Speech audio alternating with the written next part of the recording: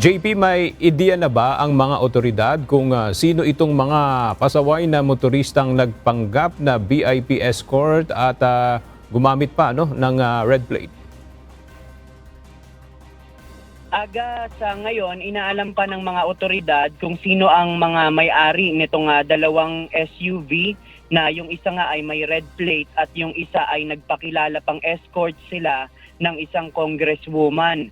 Ito yung dahilan ng pag-i-issue ng show cause order ng LTO para ipatawag ang may-ari at driver ng mga SUV para pagpaliwanagin. Sa operasyon nga ng Special Action and Intelligence Committee for Transportation o SAIC kahapon, January 13, sa Ortigas Station, dalawang SUV ang tumakas sa huli.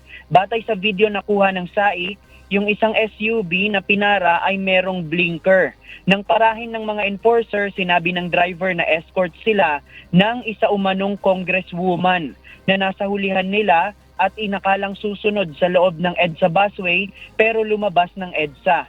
Tinanong ng enforcer kung sinong congresswoman pero hindi masabi ng driver ang pangalan. Pinapunta sila sa gilid para sana isyuhan ng violation ticket pero imbis na huminto ay humarurot ito.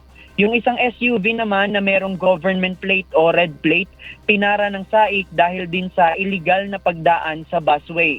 Nang paparahin ng enforcer, hindi ito huminto at dumiretso lang ng takbo kaya tinamaan ang kamay ng enforcer. Ayon sa SAIC, bugbog ang daliri ng enforcer nila dahil sa pagkakabundol. Batay sa mga umiiral na batas trapiko sa EDSA busway, posibleng pagmultahin ang mga driver ng 5,000 piso kung unang beses ginawa ang iligal na pagpasok sa busway.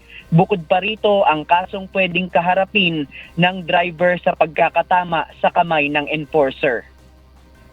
Yan muna ang ating latest live. Balik sa'yo, Aga. Maraming salamat, JP Nunez.